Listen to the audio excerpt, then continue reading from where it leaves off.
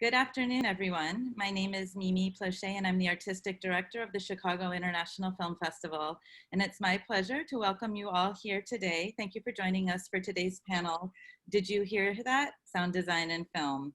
This is our first Industry Days event for 2020, and it's a great way to kick it off. And we're always proud and honored and pleased to be partnering with the Chicago Film Office on these types of events. This year, we're working with the Film Office to do an entire series around sound and music in cinema. I would like to thank Tavri Crouch, who's here with us today, and Kwame Amoaku from the Chicago Film Office for their help and support with this series. Last year at the Chicago International Film Festival's Industry Days, we presented a series around production design. It was a huge success, and we're really proud to be thinking about not just focusing on directors and actors and screenwriters, but really the entire craft of cinema and what goes into it. So like I said, this is the first of at least 4 programs around sound and music and film. So stay tuned because we'll also be hosting master classes with composers, as well as conversations with music supervisors and so on. So again, a big thank you to City of Chicago's Department of Cultural Affairs and Special Events and to the Chicago Film Office. Please welcome Tavri Crouch, who's the Independent Film Coordinator from the Chicago Film Office. Tavri. Thank you, Mimi. Hi, everyone. Thank you for joining us today. We're incredibly excited to have these incredible, talented technicians, artists, artisans who are in this virtual room, willing to share their experience as post-sound audio folks in the process of making films. Thank you again, each and every one of you. We're so delighted to be partnering up, as usual, with our longtime partners, the Chicago International Film Festival, and bringing this event to you in honor and celebration of the Year of Chicago Music. So if you're a local Chicagoan, we're still celebrating music, drawing attention to the musical legacy of Chicago. So stay tuned, as Mimi mentioned, for further events coming down the pipeline. Thank you. Enjoy the rest of this webinar. Great, thank you, Tavri. I'd also just like to give a shout out to Anthony Coffey, who heads up our Industry Days programming, and he's a senior programmer at the festival, and he's on the back end, and he'll be helping to moderate the questions. So if you have a question that you want answered, please put it in the Q&A chat box, and we'll be able to do our best to integrate it into today's panel discussion. Before we get started, I would first like to welcome and thank our moderator, Mary Kay Cook. So Mary Kay Cook, she's an award-winning producer. Her credits range from fiction to documentary to short films to web series. Her work has been featured at many international film festivals, including the Chicago International Film Festival. It's also shown in domestic theaters, on television, and online. So thank you, Mary Kay. I do want to mention that one of her most recent projects, which is Chris Ray's feature film, I Used to Go Here, will be opening in theaters and on demand on August 7th. So be sure to check it out. Mary Kay, thank you. I'll let you take it from here. Thanks so much, Mimi. It's a pleasure to be here. And I have to tell you, I'm really excited to nerd out with all of these awesome panelists about sound and sound design and the post-production process. As a producer and a post-producer, I have a nickname, it's Levels, because of my love of post-production sound. So I'm thrilled to be here and happy to take your questions, some of which have come in advance. So thank you to everyone who's participated already in sending those through, and we're going to get to as many of them as we can. But first, let's start out by having our panelists introduce themselves. John, Wong, why don't you start us off and just tell us who you are and where you work and what you do. John, I'm the senior sound designer and re-recording mixer here at Periscope Post and Audio. We work on film and television, and we recently are starting a video game. Very cool. Victoria, I'll toss it to you. Hi, I'm a sound editor and lead location mixer at Noise Floor. We do really anything audio, music composition, commercial, films, radio, all that jazz, video games. And you also win for best Zoom background. Yes. Awesome. Thank you very much for joining us. And how about, let's toss it over to you, Kaio. This is Kaio Williams. Yes, my name is Kyle Williams. I own Query Eye Productions. We basically do pretty much everything post and sound, re-recording, mixture, sound design. I'm also a film composer. Yeah, that's pretty much me in a nutshell. But as I said in a private group, never all on the same film, but one of those positions. Man of many hats and talents. Fantastic. And last but certainly not least, Drew, why don't you introduce yourself to our audience? Hi, my name is Drew Weir. I'm a audio sound designer, editor, and re-recording mixer. I work at Another Country in Chicago, and happy to be here. Happy to talk to y'all today. Great. So why don't we get started with just kind of like a more basic question for those people in the audience who might not be so familiar with the post-production process and the roles and responsibilities. So John, let's start with you as a senior sound designer and re-recording mixer. Can you tell us about how you contribute to the artistic process of making a film? Sure. A lot of times, my focus within the film area is mostly sound design and then mixing. Sometimes that role goes to other people when it comes to design aspects. And at that point, I would just take the role of supervising sound editor, where I will just see the overall global scope of what the soundscape should be like. And then the designer will, at that point, create that image or the sound itself. The sound to match to the image. Great, great.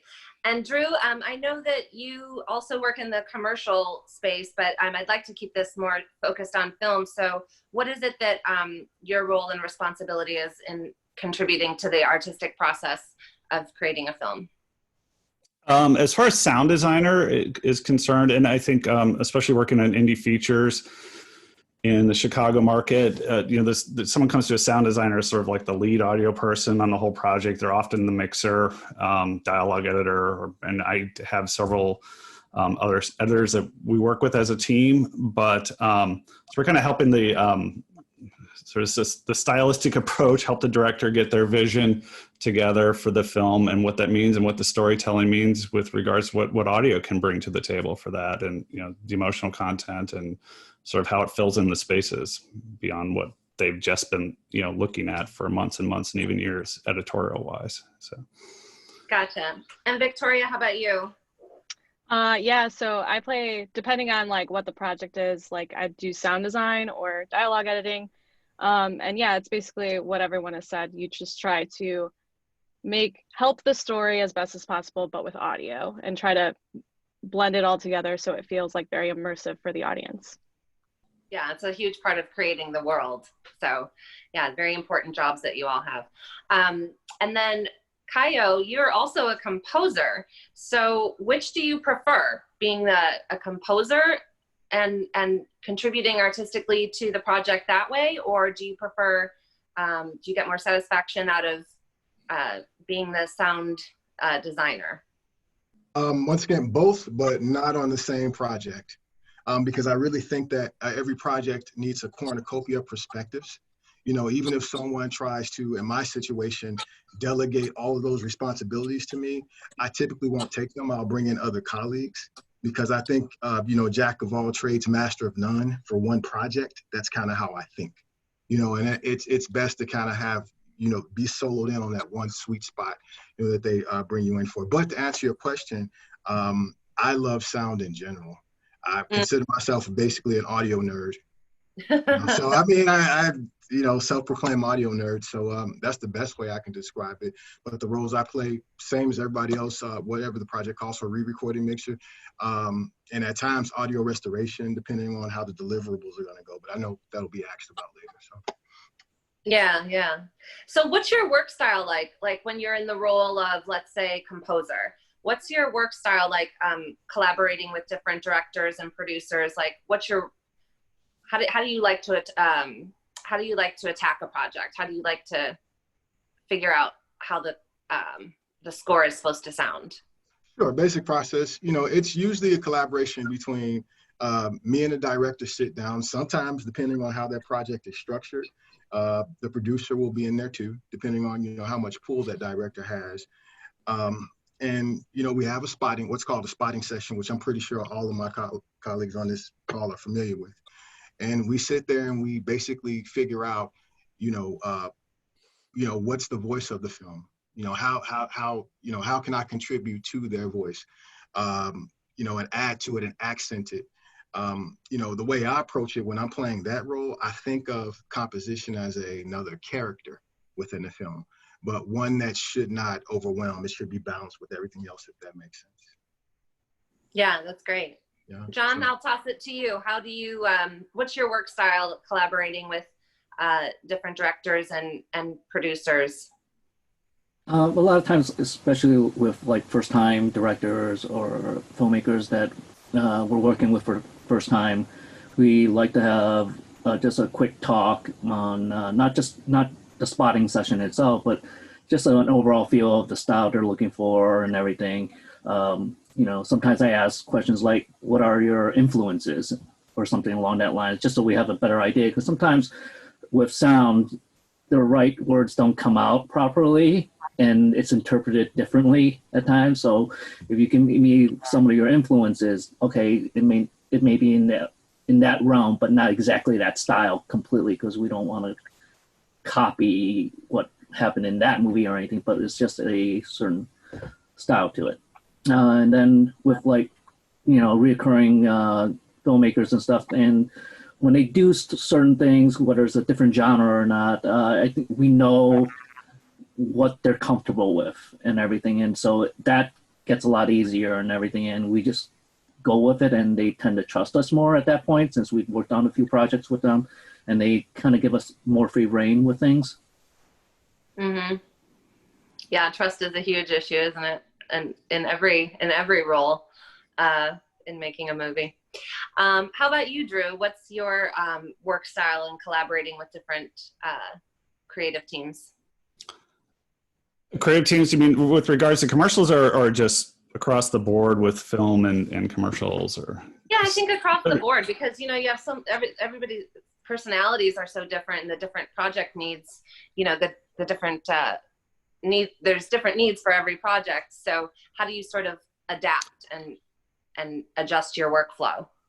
Yeah, I mean, the first thing going into a film project, I just watch it.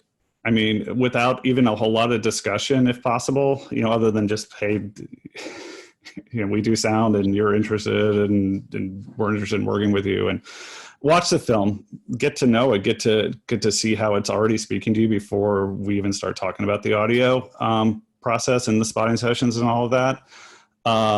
I try to watch other things that the director or producers have done to get a sense of their style and where they're coming from, where something might go from, you know, an unfinished stage to a finished stage. Then we can get into the spotting sessions and talking about sort of the overall art direction for the film. What do they want to do with the color? What are those things going to be like?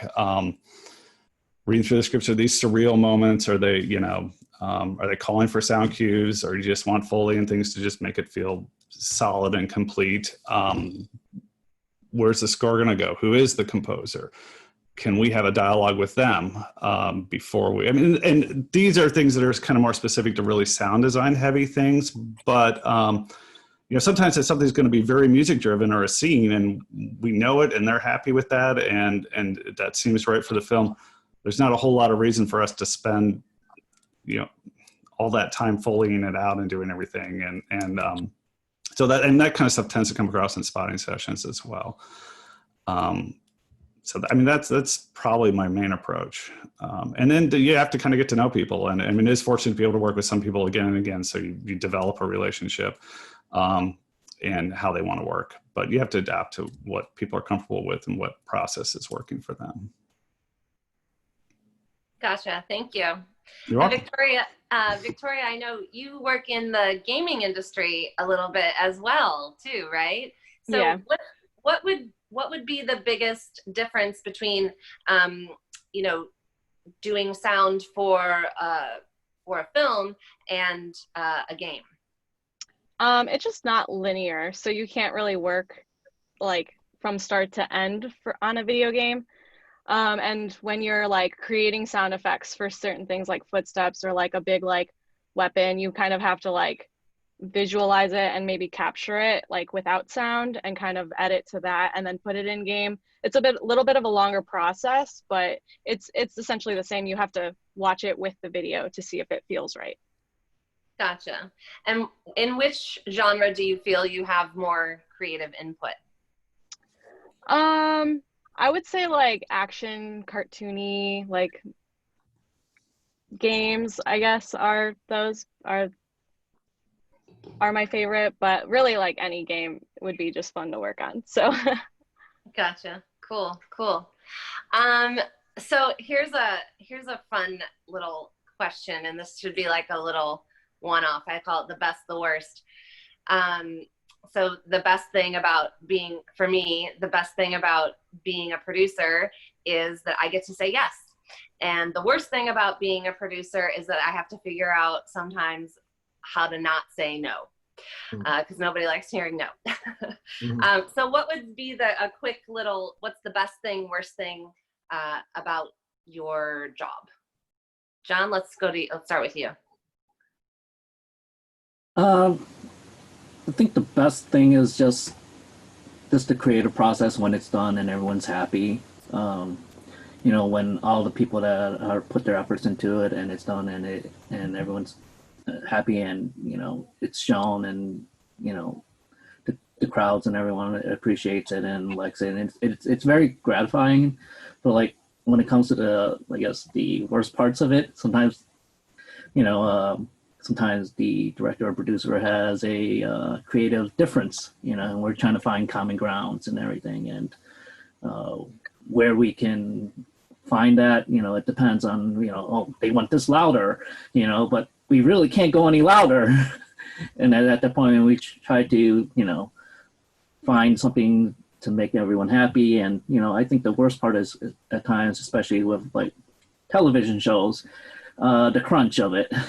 They're super, super tight deadlines. And when one thing goes slightly awry, everything trickles down and there's a lot of overtime. Gotcha. How about for you, Drew? What's the best and worst part about working in post-production for you? Being able to be a creative problem solver is one of the best things. I mean, it's fun. That's probably why I'm doing this. It's exciting and fun and an interesting thing to be a part of. And I think also, I've expand on that a little bit. I think what's really great about the audio post aspect of it is it comes at a point in the game where they've been working visually for a long time. And when they start seeing mixed reviews and things like that, where it's really like, oh my gosh, this is actually how my film is going to be. And their attitude changes, and it's exciting to be a part of that kind of just like world when this is like really, oh my gosh. And before it's even like screened for an audience, it's different in the room when they realize all this work is going to be something.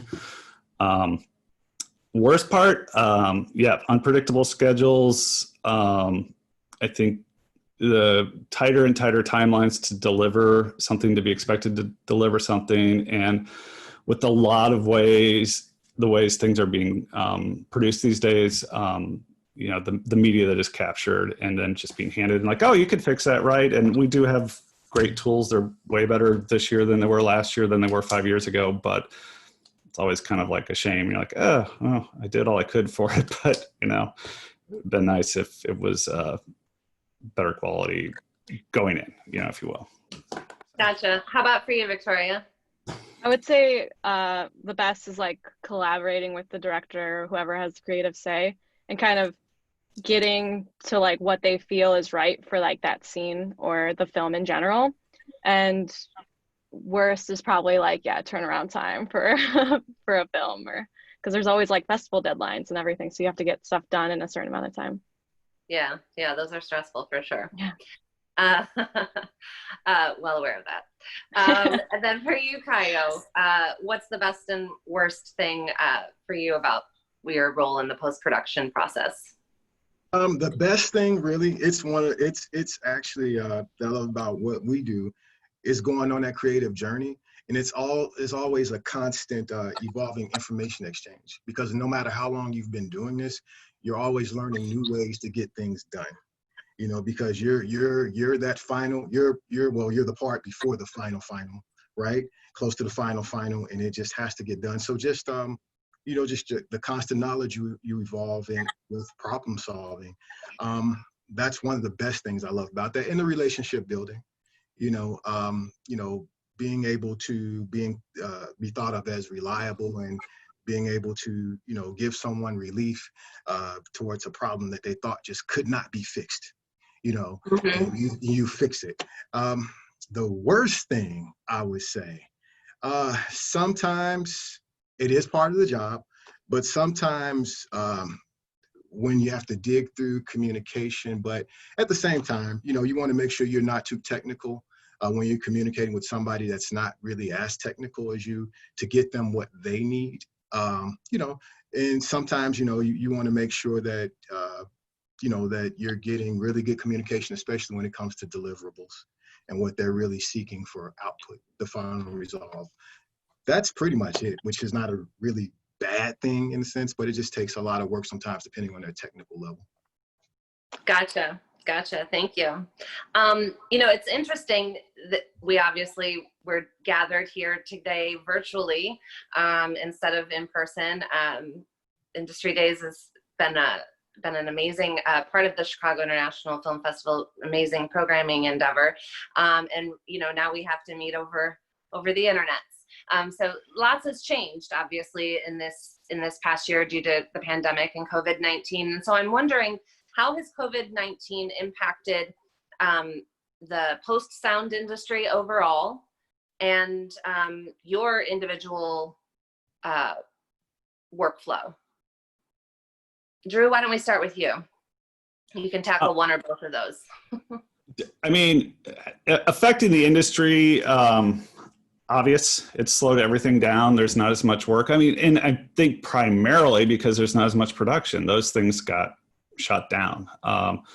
For the first month or so of this, we did a few like repackaging of things, revisions, new voiceovers, and some animated stuff, because I could keep going. But then it kind of hit this little of like, all right, nobody's really producing commercials. I had a couple of films that I was working on. So there's that. Working virtually, that's something that where I work, we'd already had that capability and had been doing it to some degree or another for the last couple of years. So now we're all doing it, and you know, there's workflow issues with that and communication issues. But I mean, that's the biggest impact, and it's been bad for, I think, this industry across the board, but it's been a lot worse for other aspects of sound production and, you know, live sound and things like that. So at least I consider myself fortunate with that. That's great. So another country still has some business trickling in?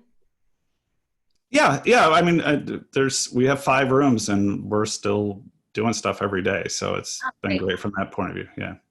That's great. Anybody else want to talk about sound design in a post-pandemic world? I'll take that. Yeah. For me, you know, almost similar to Drew. You know, the only thing with me and on my end I've noticed is project delays due to COVID, because it has to go through production to get to post, right? Where when this hit, they were in the middle of the project. So, you know, although the contracts are there, there's going to be a delay in it getting to me, which changes the timeline. You know, pretty much other than that, from my side, I couldn't say anything else that's major that I can think of, because I've been in a virtual ecosystem. That's kind of pretty much the foundation of how we work, because I work on stuff from all over. Like I just finished a project out of New Orleans, you know, but I wasn't there, you know, and it got sent. So it's just, you know, and that, please ask the second part of the question. I'm sorry. You had a second part. Yeah, I was just wondering, the second part was you actually answered, which is how has it impacted your individual workflow? Yes. Yeah. I'm wondering, John, have you had to and Victoria, maybe you guys can take this one. Have you had to incorporate any new equipment or software in order to be able to work remotely? And if so, what is it and how's it been going? Yeah, to record like what we've sorry, been go ahead. doing lately since COVID, we are streaming stuff more. Pre-COVID, we at the time, you know, sometimes we work with filmmakers that are out in LA. Sometimes they fly to Chicago for us, sometimes they don't. So we would fly out to our LA office to mix things with the producers and directors, or sometimes we just pass on the mix to the next mixer at our LA office. Since then, everything's basically been streaming via live, via like a stream box or something, or we send out like QuickTime links via Frame.io. That way they can put down notes via time code and everything. We can make adjustments with the mix like that. So it just depends on the situation. And it's definitely different because of that. The process is a little slower, but everyone's staying safer that way, which is great. And, you know, I think like because of this situation with COVID, I feel like with all the new streaming processes and everything, that's something that could probably be incorporated down the road for people who may not be able to make it to Chicago for final mixes or anything like that. And now they can stream it live and everything, which is great. Very cool. How about you, Victoria? Yeah, we also use Frame.io because it's just like a easy way for like directors to like leave comments on stuff and like for us to get changes in. But we've also used Session Link Pro, which allows you to stream video live, so you can get like mixes done faster. We actually did a spotting session for a feature through that, and that was really interesting and cool and like just new. And yeah, I would say for like ADR too, we had to make like a kit because we had to get ADR done to get something to get a film done, and we had to send that out to the talent. How did that go? Sending them a little kit. Good. There's a website that you can go to, and like they like build the kit for you, and all you have to do is like basically get the equipment. But it's pretty cool. It's a cool process. There's an iPad, and you can make cues and download it to the iPad with like the software that you get with it, and then it's just like a USB mic essentially, but for the iPad, and the actor can set it up and be able to do the cues. That's great. So it worked out. Yeah. Awesome. Awesome. I'm wondering if any of you, you know, you're talking about this, and you, John, touched on this. I want to expand upon this really quickly, and then we're going to move into some audience questions. But I'm wondering if there's any positive outcomes or insights, you know, about this new way of working that you think you would want to incorporate, you know, in moving forward, or that the industry should incorporate moving forward. Kyle, you have any thoughts on that? Like, we can definitely incorporate like stuff like Frame.io or Streambox, or even I know some of the studios in LA are using Evercast. Stuff like that, that could be like potentially, hey, we can send you stuff for sound design approval and everything. Stuff like that, which is great. Ideally, like what we used to do or still do is we send clips of important scenes for filmmakers who aren't in Chicago, and just give them like a stereo mix of the sound design scene that's very important to them, and we send them out and say, what do you think? You know, give us our notes, you know, and everything. And then when it's finalized, you know, we don't have to really dabble with it too much during the mix, which is something that we'll probably do more often now, and we can do it via in person in a sense, which is great. So yeah, I mean, like I think it's a better way of doing things versus, hey, just have a phone call. You know, that's great, but if you can help with the creative aspect of, hey, let's share screens and I'll show you exactly what we're doing. You know, they can actually see and hear everything at once, and I think that's a great thing. Awesome. What do you think, Kaio? Any positives to come out of this pandemic situation? Yeah, I mean, almost in relation to what John said, but it's the same thing, from my side and my experience. Most of what I do, although I'm based here in Chicago, most of my stuff, the projects I work on come from other places. Like I said, from New Orleans, and just filmmakers getting more adapt to and learning to see the beauty in things like File Pass, programs like File Pass, Listen to, Bounce Boss, those things. So yeah, I mean, that's pretty much it from my end. Cool. How about you, Drew?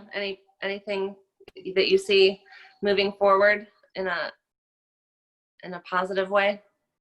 It would definitely depend a little bit on one's point of view from a business model, but voiceover talents having their own booths has obviously exploded. I mean, the amount of people that I've worked with on Source Connect setups and what gear do I buy and all of this. And I don't personally feel that that's maybe the best way to work, but I don't think it's something that's going to go away. And this has given a lot of people an opportunity, an excuse, and a reason to put that kind of stuff into their own homes. Mm-hmm. So the positive side of that, to expand a little bit on what Kai was saying, is I think the comfort levels with clients and producers in working in this sort of environment, and maybe the studio just becomes more of a hub to connecting people.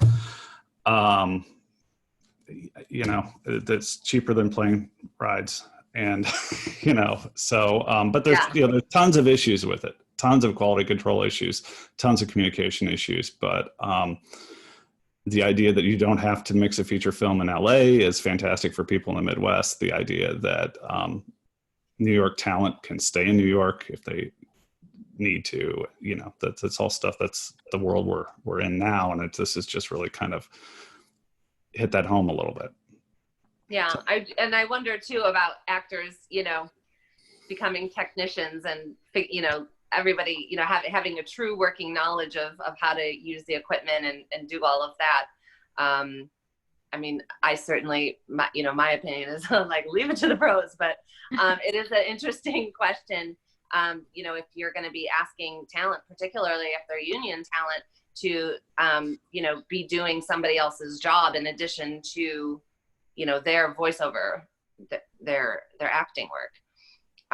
Does anybody want to speak to that?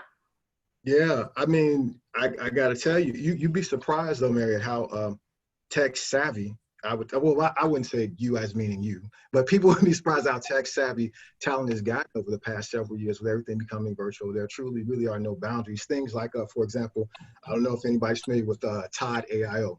That's one of the things that, voice actors use. And they incorporate and they drop their ADR, boom, from anywhere in the world, even from their cell phones.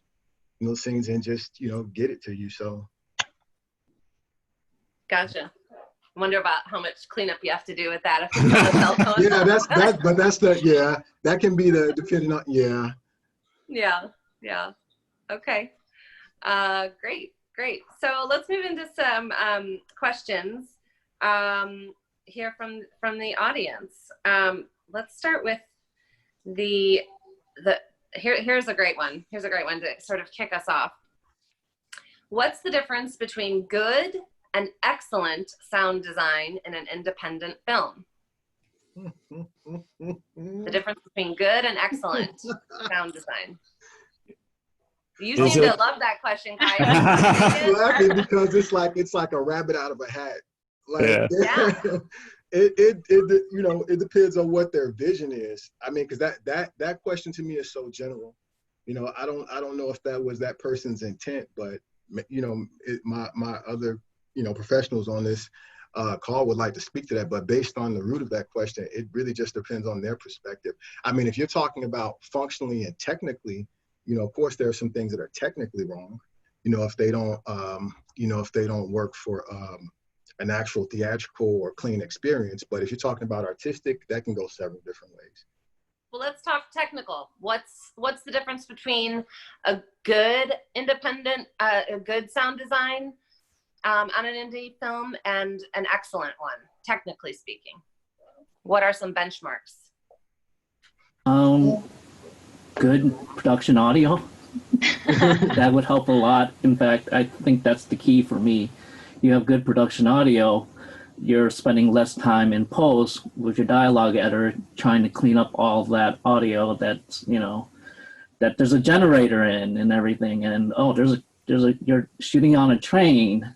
Maybe you should consider, I don't know, Not shooting doing on a that. train while it's not moving, and maybe potentially green screening it or so, the windows or something, so make it look like it's moving or something. I think the technical aspect is definitely production audio. I mean, in the end, when a consumer watches a film, the first thing that sticks out really is the dialogue. And if that's, it's bad, it's going to kind of ruin the experience of it. When it comes to sound design, we could build a world around it, but if the dialogue sounds like it's, coming 20 feet away because the lav went out and, the boom isn't close enough, it's going to sound bad. And then you're going into ADR at that point. But, I definitely better production audio is the best thing to go start with from a technical aspect, and hire somebody that can actually do it right and don't cheap out on it. Yes. I would say with regards to sound design, I think, like you're saying, it's artistic, but I mean, is it telling the story? Is it helping tell the story? Is it communicating? I mean, that's good artistic work. Is it fighting with what's going on? Or, does it sit in a completely different world and reality than the rest of the look and feel of the film? And somebody just being gratuitous about it because they thought it was something cool to do. That's probably the difference between good and bad. You definitely don't have to put everything into the kitchen sink to say, sometimes, the music can carry a scene to emote a certain emotion, or just the sound design itself, and the music can drop, or all the sound can drop. It can make a big impact depending on your film. What do you think, Victoria? What's the difference between a good sound designed film and an excellent one? I think from an artistic perspective, it's how you feel when you watch it. So if the director wants you to feel really upset, did it make the audience feel upset? If it did, you're good, I would say. Yeah, and if it helps tell the story and make it more immersive, then it did its job. Gotcha. Here's a technical question. Speaking of technical, what's the peak dB you let the loudest sound hit in the mix? For a film or for web or for... yeah, where's it going? Let's stick with film. Let's stick with film. -2, true peak. -2, yeah. Yeah. -2. That's about a universal standard, -2. Great. How can sound design, here's another question. How can sound designers innovate when there's so much expectation of what things should sound like? I think they're talking about directors' expectations here.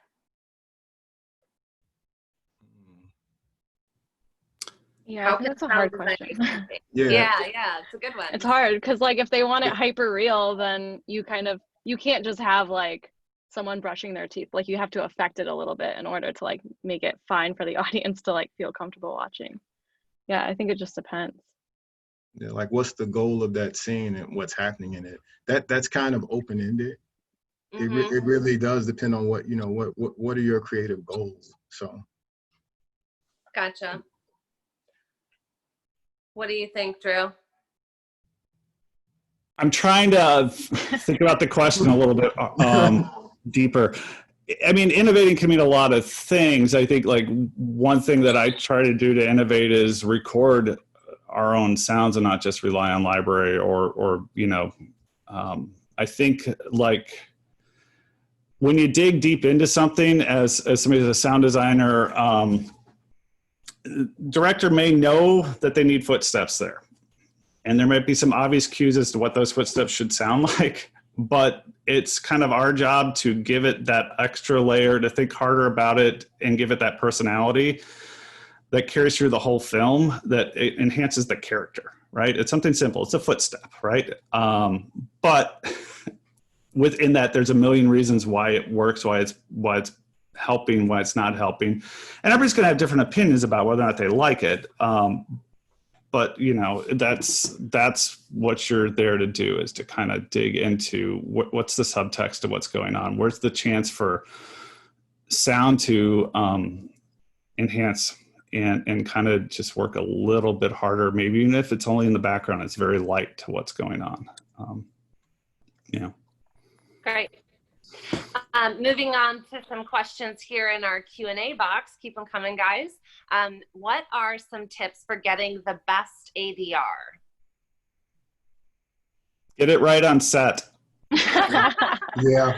You know what? I'm behind Drew 1,000,000%, because I think a lot of people misunderstand ADR. Although it can be in my opinion, not speaking for all the panelists, but although it can be a restorative process, that's not its original intention. You know, it's to add an effect or it to be functional, but in my opinion, not totally restorative. I've seen people, you know, attempt to restore whole scenes because of bad set sound with ADR, and you got to look at things. You want to avoid that. You're wearing your actor out, you know, because they got to go dig deep and find that again. You know what I mean? And when they come back into the studio, and several other issues. So, in my opinion. Victoria, you have any tips on how to get some better ADR? I think anything the engineer can do to help the talent get back into that character is helpful, because you're just trying to you're trying to create the same emotion they had on set, essentially, and that's a little hard to do in a room. Yeah. It's difficult because it's definitely a craft that a lot of actors have maybe not had enough chance to really work with yet. And some people are very good at it. Some people, like one take, they listen to themselves and they're moving right along. And other people are 120 takes in and they're frustrated. And, you know, yeah, it's making talent comfortable, making the director comfortable, keeping producers from freaking out that they're spending this time to get this right. I mean, it's a very hard, difficult process. It should not be taken for granted that it's just going to be fixed later because you have a perfect environment to record something in. When I said get it right on set, it was a joke, but I think also when you know you're in a production environment that is not going to fly, having access to the actors to do their lines, which you're seeing this more and more in big budget productions too. They finish up and they do their lines. TV shows do this. Disney has all their actors do their lines again in a studio after they walk off the set for the day. They just go do it. They're already in that mode. They're already thinking about it. You already know everything. And those sorts of things are helpful. So. Cool. All right, let's go back to our Q&A box. In the typical workflow, is post-color done before post-audio? Do the panelists have any preferences about the post-process that would be helpful for a producer or director to know early in the process?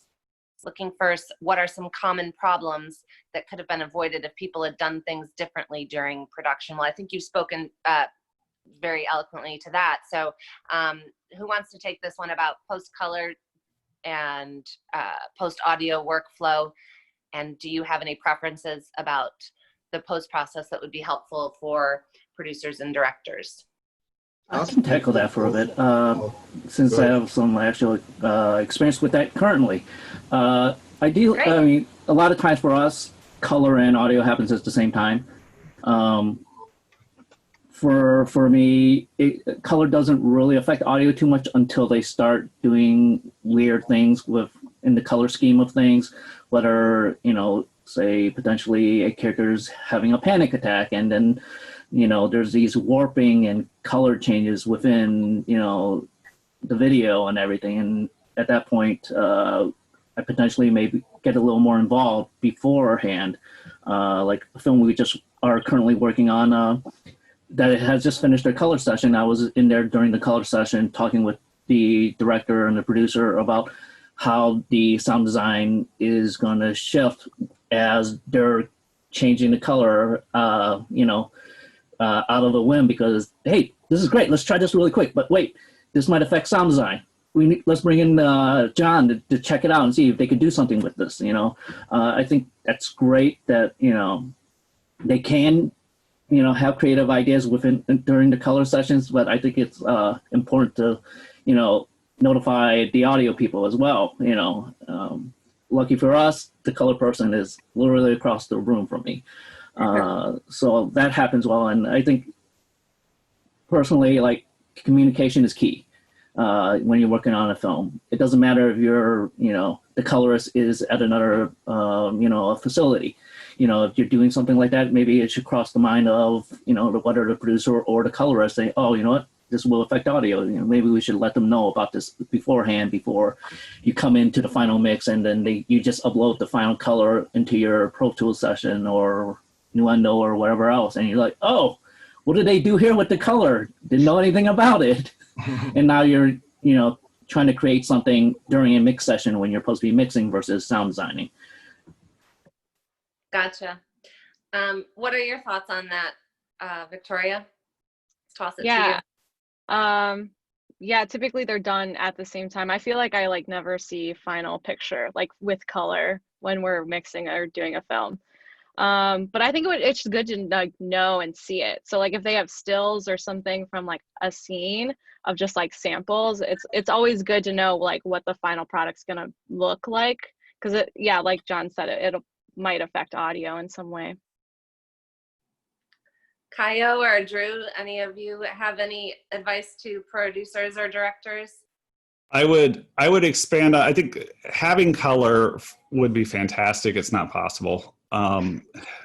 So communication and everything that's already been said, but I would maybe expand on that. Something else to think about is VFX. And you're working on something, and then yes, you get to find, oh, we have a new print, and it is a completely different world than what you thought it was going to be, with an effects shot in it, or screen replacement, all kinds of different things that could affect, that need sound in a different way than what you've been working on. It's not really all these things are happening at the same time, so it's not always possible to have that finished, but it's communication. It's talking about what a scene is going to need in the future, and then kind of being able to communicate and revisit those shots. Great. Let's move along. Going back to the VO talent question here. What particular guidance would you have for VO talent setting up home booths? What are the biggest pain points you have with people who've put effort into these setups? Well, just, that list can be long, depending on, what they have and don't have. Isolation, a really isolated area, just the basic common sense stuff, where you can have the lowest noise level thresholds possible. There's some things we can do, but pretty much that's really what I can say to that's, multiple common sense things, multiple takes. Really invest in, a good microphone with a wide frequency spectrum, a good condenser microphone. I mean, the list goes on and on. There's several things. Oh, and really kind of avoid trying to put effects on anything. Just send the cleanest signal you can. Don't try to do what we do. Don't put any color on it. Just record it as clean as possible. That's it, guys. I spent 2 hours before this phone call helping somebody tech their home studio because a VO went south yesterday in the middle of the record. Yeah, I think it's not, you can't just buy a USB mic and stick it in your laptop and go, it's going to be as good as, the Neumann through the high-end preamp in a completely sound-controlled booth with air conditioning that's been silenced and all that kind of stuff, and a tech or engineer who knows what they're doing to place those things in the right way. For some people that is possible, or they have somebody come in and help them professionally set it up.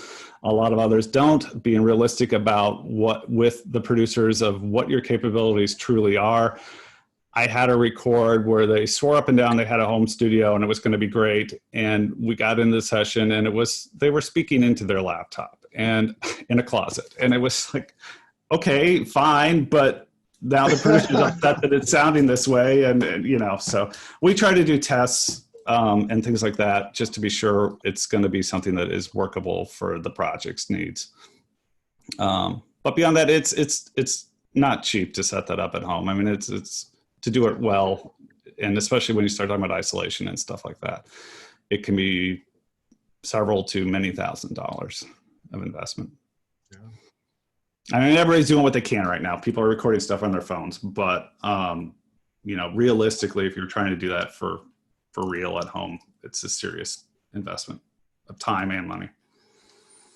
Yeah, and just to tack on what Drew was saying, I think it depends on your situation. If you're a voiceover artist, I think, potentially that might be an investment you might want to do since you're doing voiceover versus like an on-camera person who is just needing to do ADR. I think at that point, when it comes to creatives, we tend to set our standards a little lower and the expectations will be lower on the quality because we're, zooming in and trying to give direction to the actor, on trying to get them back into their role that was, of this film that was shot like 8 months ago, stuff like that. So it's different because of COVID, but, and we're trying to adapt and we're not trying to set our expectations as if, they're going into a studio and doing their ADR that way,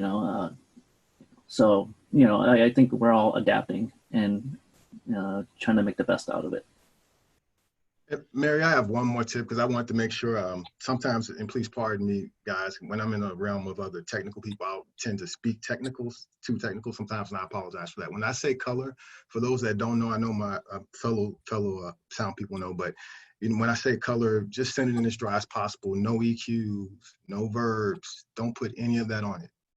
Just send it in as dry as possible. That's what I meant. Just wanted to make sure I was clear. Thank you for clarifying that. Moving on to some other questions here in our Q&A box. What are your go-to plugins for something like, say, like Reverb? Wow. Several. I typically favor high-end companies like DSP. They're very good with convolution. For me, like DSP, Waves, those are some of my really mainstay go-tos, guys. Nimbus, Altiverb. There's a lot. Yeah. Yeah, they're all really fun. Yeah, I mean, Altiverb, Stratus from Exponential Audio, Valhalla Room, it's cool too. Yeah, Valhalla. There's really a lot of options. You probably can't really go wrong at this point. Maybe like 8 years ago, there was probably some really bad reverbs out there, and you probably should stay away. But now these days, there's so many good options out there. How about you, Drew? Any favorites? I really, honestly, most of the time only use two different ones. Altiverb if I'm trying to match a room from production, and honestly, Revibe. I think it sounds works great.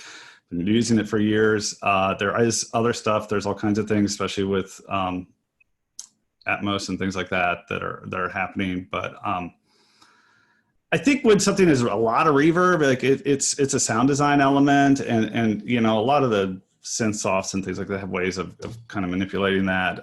When you're doing dialogue work, I don't think things need anywhere near as much reverb as sometimes people think they're supposed to have. So, we try to keep things sounding present and in front and real. So whichever reverb is not sounding like it's there, it's probably the right one for the task. Okay, thank you. So here's an interesting question. This comes from Matthew Weinstein. Hi, Matthew. As far as receiving notes, what has been the most difficult one that you remember? And how did you achieve what the filmmaker was looking for? Ooh. It's a toughie. Mm-hmm. Oh, it's put on me. Okay. One of the most difficult notes. Wow. I mean, there's so many. You know, just for me, when I really like the communication to be as direct as possible. You know, sometimes when you have to just do a lot of digging, when I get general words, you know, can they have more presence in their effort? In what way? You know what I mean? In what way? I can I have some ideas from what I'm looking at artistically, but I want to make sure they match up with what you're thinking. So, I mean, that comes immediately to mind. That's what I can think of immediately. Gotcha. I think one that pops up in my head is there's a feature we worked on was it maybe a year or two ago, where there was a death scene, and the composition on it that we received wasn't up to par, or it ended kind of weirdly, and at that point we had to bridge the composition to the sound design to help support the music in a way, and that was tough just because of the instrumentations that was used and everything, and trying to transition that into a more positive note versus a dark moment. I think that was really hard for us, but you know, I think that's why they come to us, and just to use our professional skills and our crafts of sorts. But you know, sometimes you know, we get thrown things that are a bit of a hiccup, and we try to fix it, and you know, and sometimes it works, sometimes it doesn't. But you know, I think they appreciate the work we do. Great. Here's another one. This is from Felicia Dominguez. As a film/sound student, what is the best path to get into the industry? Please answer pre and post pandemic in case this situation doesn't end anytime soon. Oh, wow. Ooh, pre and post pandemic. Pre-pandemic, I mean, there's your normal ways. I mean, pre-pandemic, there's, you know, no internships, but figuring out what you want to do. I think it's cool, even if you're going to be in post, to start off on a set. And I'll tell you why. Although, yes, our world is different, you know, realizing that interconnection, in my opinion, is just more powerful, even if you don't want to do that. You know, post-pandemic, ooh, I totally don't have an answer for that. I'll be honest. Post-pandemic, I think everybody's still figuring that out. But guys, I have this answer written down. Great, let's hear it. Because I've been asked it several times before, and I think it's a hard, honest question.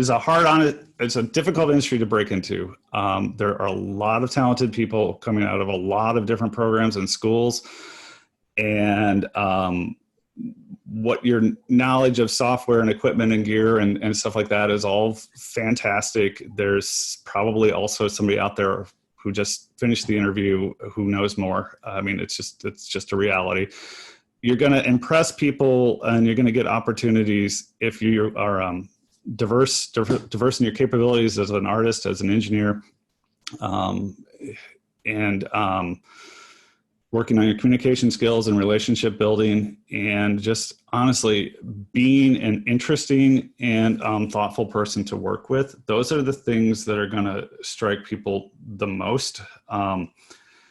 And, you know, creativity, all those things, is great to keep doing that, to keep refining that. I don't think anybody who hires you out of the bat is expecting you to go mix a feature film. And, you know, so those are things that come. And, you know, as far as getting those opportunities, internships, and working on projects for other people, often, you know, unfortunately, it's for little or no pay, but that's the only way you're going to build that stuff. Gotcha. I think we only have like a minute or so left. This has been fantastic. Anybody else have any final thoughts before we wrap things up here? Victoria, any tips? Yeah, I would say internship. Like, that's how I got into Noise Floor. But I would say, like, making film, like, you can't really do it now, but like making a film with your classmates and like having fun with it, like trying to like troubleshoot things on your own and figure out what the issue is and how to fix it has helped me a lot.